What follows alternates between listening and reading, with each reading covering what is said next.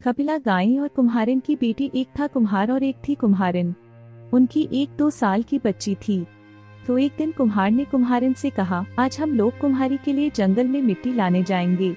उस पर कुम्हारिन ने कहा, हाँ जी चलेंगे। तो कुम्हार ने हाथ में फावड़ा पकड़ा और वह चला जंगल की ओर।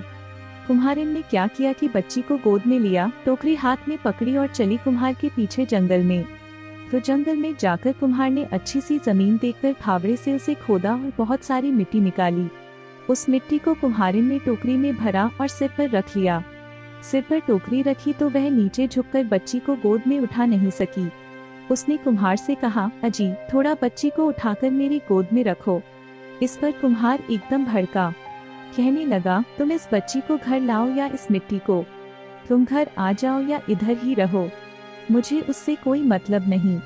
कुम्हार तिलमिलाकर पत्नी और बच्ची को वही जंगल में छोड़कर चला गया। उसके जाने के बाद कुम्हारिन ने सोचा, यदि वह मिट्टी की टोकरी घर लेकर नहीं गई तो कुम्हार उसे पीटेगा। तो उसने क्या किया कि उस बच्ची को वहीं छोड़कर वह मिट्टी की टोकरी सिर पर लेकर घर चली गई।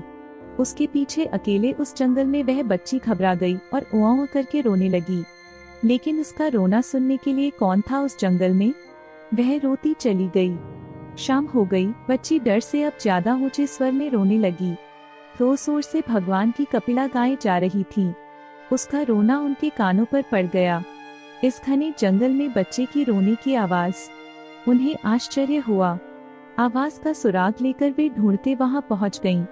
तो उन्होंने देखा कि एक छोटी सी बच्ची अकेले जमीन पर बैठकर जोर जोर से रो रही है। वह दृश्य देखकर उनका दिल करुणा से भर गया। अरे, किस निर्दयी ने इस छोटी सी बालिका को इस जंगल में छोड़ा है। शायद कोई पत्थर दिल ही होगा।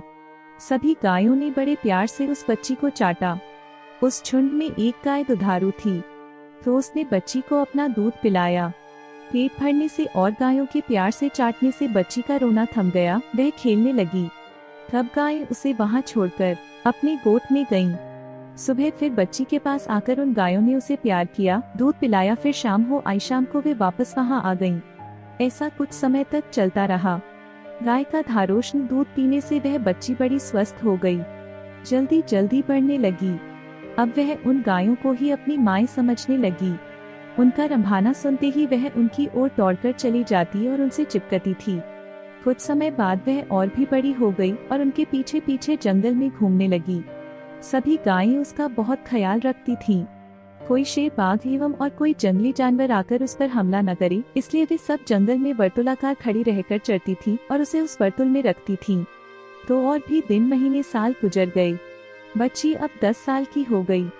उस पर सभी गायों ने सोचा, अब बच्ची का जंगल में खुले रहना ठीक नहीं है। वे उसे अपनी गोट गौशाला में लेकर आ गईं। उन्होंने बच्ची से कहा, बेटी अब तुम इस गोट के अंदर ही रहना, बाहर मत निकलना। शाम को जंगल से आते वक्त हम तुम्हारे लिए खाना लाएंगी। बच्ची ने कहा, हाँ माँ। अब बच्ची दिन भर गोट में ही रहती थी और शाम को आते वक्त गायें उसके लिए अच्छा अच्छा फल लाती थी। उसे खाकर वह खुश हो जाती। तो एक दिन हुआ क्या कि अंदर बैठे बैठे बच्ची का दम घुटने लगा। उसने सोचा, कुछ समय के लिए क्यों न बाहर खुली हवा में जाऊं। तो बच्ची गोट के बाहर खड़ी हो गई। उसी समय उस तरफ से एक राक्षस जा रहा था। उसने उस बच्ची को देखा तो उसके मुंह में पानी आ गया। सोचा, यह बच्ची एकदम कोमल ककड़ी की तरह है, इसका गोश्त खाओ तो दिल खुश हो जाएगा। कितने दिनों से ऐसा लज्जतदार मांस नहीं खाया है। वह बच्ची की ओर बढ़ने लगा। बच्ची ने अपनी ओर आते राक्षस को देखा तो घबरा गई। दौड़कर गोट के अंदर चली गई और उसने दरवाजा बंद कर लिया। तब राक्षस क्रोधित हो गया। फिर भी मृदु आवाज में उसने बच्ची से कहा, मेरी लाडो बेटी, जरा दरवाजा खोल दे। तो उस गोट के नजदीक एक आम का पेड़ था। उस पेड़ ने कहा, अरे नहीं नहीं बेटी, दरवाजा नहीं खोलना, राक्षस तुझे खा जाएगा। पेड़ के ऐसा कहने पर राक्षस को गुस्सा आ गया। वह दौड़कर उस पेड़ के पास गया और पेड़ पर जोर से एक लात लगाई। पेड़ टूटकर नीचे गिर पड़ा। उसकी टहनियां इधर उधर बिखर गईं। फिर वह वापस गोट के दरवाजे के पास गया और उसने बच्ची को आवाज दी, मेरी प्यारी लाडो, जरा दरवाजा खोल दे। तो गोट के नजदीक एक नारियल का पेड़ था। उस पेड़ ने कहा, नहीं नहीं बेटी, दरवाजा मत खोलना, राक्षस तुझे खा जाएगा। बच्ची ने दरवाजा नहीं खोला तो राक्षस गुस्से से आग बबूला हो गया। दौड़कर उसने उस नारियल के पेड़ पर 2-4 लातें मार दी और उसे जमीन पर गिरा दिया। अब तीसरी बार दरवाजे के पास जाकर उसने कहा, मेरी प्यारी लाडो, जरा दरवाजा खोल दे। तो उस कोट के नजदीक एक अंबाड़ी व्यंजन के लिए उपयुक्त खट्टे स्वाद का एक फल का पेड़ था। उस पेड़ ने कहा, नहीं नहीं बेटी, दरवाजा मत खोलना, राक्षस तुझे खा जाएगा। अब राक्षस मानो जल भुनकर राख हो गया। वह उस अंबाड़ी के पेड़ पर लात मारने वाला ही था। इतने में उसे ख्याल आ गया कि अंधेरा छाने लगा है और गायों के कोट में वापस आने का वक्त हो गया है। उसने सोचा, यदि गाय आ गई तो मैं मुसीबत में पड़ सकता हूँ। अक्लमंदी इसमें है कि मैं यहाँ से जाऊँ। लेकिन दूसरे दिन वापस आकर लड़की को खाने का मन में मंसूबा रखकर राक्षस वहाँ से चला गया। राक्षस के जाने के थोड़ी देर बाद गाय वहाँ आ गईं। आते ही उनकी नाकों ने राक्षस के शरीर की गंध सूंघ ली। कोट के बाहर उसके पांवों की निशानियां भी उन्होंने देखी। तो यहाँ कोई राक्षस आया हुआ है, इसका उन्हें यकीन हो गया। वे डर गईं। हे भगवान, हमारी बच्ची सुरक्षित हो। सभी गायें दौड़ते हुए कोट के दरवाजे के पास पहुंची। उनके पहुंचने से दरवाजा अपने आप खुल गया। सब एकदम अंदर घुसी तो उनको बच्ची अंदर दिखाई नहीं दी। वे सब व्याकुलता से हम्मा हम्मा करके उसे ढूंढने लगी। ढूंढने के बाद बच्ची एक कोने में सहमी हुई रोती उन्होंने देखी। तो गाय दौड़कर उसके पास गईं, उसे चाटा और पूछा, बोलो बेटी, क्या हुआ? किसने डराया तुझे? बच्ची ने सब बात बता दी।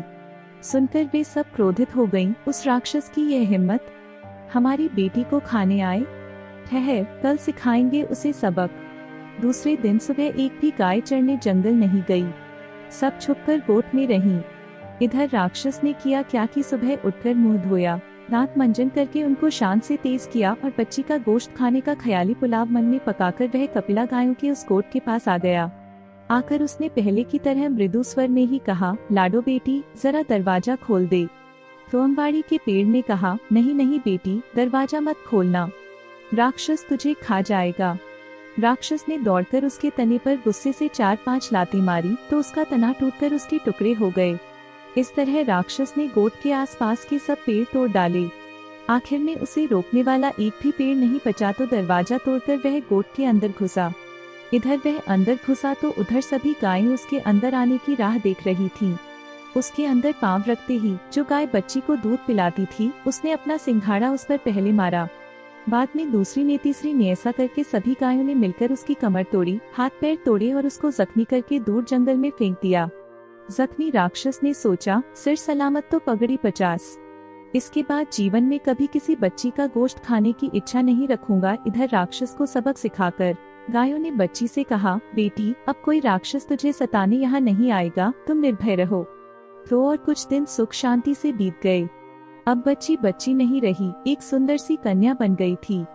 अब उसका डर भी कम हो गया।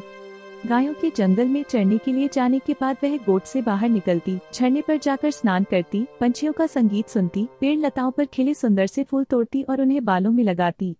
एक दिन हमेशा की तरह वह झरने पर स्नान करके फूल तोड़ रही थी तो उस तरफ से उस राज्य का राजकुंवर जो शिकार के लिए निकला था, एक हिरण के पीछे पीछे दौड़ता वहाँ पहुँच गया। उसने उस कन्या को देखा और उसे वह बहुत भा गई। उसने कन्या से बात करने का प्रयत्न किया तो कन्या दौड़कर गोट में घुस गई और दरवाजा बंद कर लिया। राजकुंवर पहली ही नजर में उस कन्या से प्यार करने लगा। वह अपने घर गया और अपनी माता को उसने अपने प्यार की बात बताई। राजमाता ने वह बात राजा को बताई तो राजा ने कहा, ठीक है, जैसी पुत्र की इच्छा। यदि उसे वह कन्या पसंद है तो उसके साथ ही उसकी शादी करेंगे। राजा ने तुरंत प्रधान को आदेश दिया कि कुछ सिपाही साथ में लेकर उस वन में जाओ और उस कन्या को राजमहल में लेकर आओ। राजा के आदेशानुसार प्रधान कुछ सिपाही साथ में लेकर गया और कन्या को साथ में लेकर राजमहल आ गया। कन्या की सुंदरता देखकर राजा और रानी दोनों ही प्रभावित हो गए। अपने पुत्र की पसंद की उन्होंने प्रशंसा की। रानी ने तुरंत ही दासियों से कहकर कन्या को सुगंधित तेल और उपटन लगाकर नहलाया, उसे पहनने को अच्छे कपड़े दिए, उसे अलंकार पहनाए, उसके बाल बनाए। अब कन्या इस वेश में पहले से भी सुंदर दिखने लगी जैसे वह स्वर्ग की अप्सरा हो। कुछ दिन तक रानी माँ ने उसे अपनी देखभाल में राजघराने की रस्में और रिवाज की शिक्षा दी। जब वह पूरी तरह राजघराने की बहू बनने योग्य हुई तो राजकुंवर और उसका बड़ी धूमधाम से विवाह किया। तो वह कुम्हार की लड़की अब राजा की बहू बन गई। उसके पास अब सारा सुख चैन था। पहनने के लिए अच्छे वस्त्र थे, हीरे जवाहरात थे, नौकर चाकर थे, प्यार करने वाला पति और सास ससुर थे, लेकिन वह खुश नहीं थी। उसे अपनी गौ माताओं की बहुत याद आती थी, इसलिए सारा सुख होते हुए भी वह दुखी थी। राजकुंवर के ध्यान में वह बात आ गई। उसने उसे पूछा, तुम्हें क्या दुख है? क्यों तुम ऐसी गुमसुम बैठती हो? उसने कहा, मुझे मेरी माताओं के पास लेकर चलो। राजकुंवर ने पूछा, कौन है तुम्हारी माता? मेरी माताएं हैं गौएं। गायें? राजकुमार चकित हो गया। उस पर कन्या ने उसे सारी कथा सुनाई। सुनकर उसने कहा, ठीक है, मैं तुम्हें तुम्हारी माताओं के पास लेकर चलता हूँ। दूसरे ही दिन राजकुमार कन्या को यानी अपनी पत्नी को उस जंगल में लेकर गया तो कन्या को देखकर सब गायें दौड़कर उसके पास आ गईं। कन्या भी दौड़कर उनके गले चिपक गई। गायों ने उसे ममता से चाटा, कन्या ने भी उन्हें प्यार से सहलाया। जिस कपिला गाय ने उसे अपना दूध पिलाया था, उससे तो वह बहुत देर तक चिपककर सिसकने लगी। कुछ देर के बाद गाय उठकर जंगल में चली गई और राजकुंवर अपनी पत्नी को लेकर राजमहल वापस आ गया। आते वक्त उसने एक काम किया, अपने सिपाहियों को वहां का गोट तोड़ने का आदेश दिया। जंगल से अपनी गौ माताओं से मिलकर आने के बाद कन्या यानी वो कुम्हार की लड़की खुशी खुशी अपने पति राजकुंवर के साथ रहने लगी। वह बहुत साल तक जीवित रही। उसके कई पुत्र पौत्र हो गए। और हाँ दोस्तों, अगर हमारी कहानी आप सभी को पसंद आती है तो एक लाइक और सब्सक्राइब जरूर करें। नमस्कार, जय हिंद।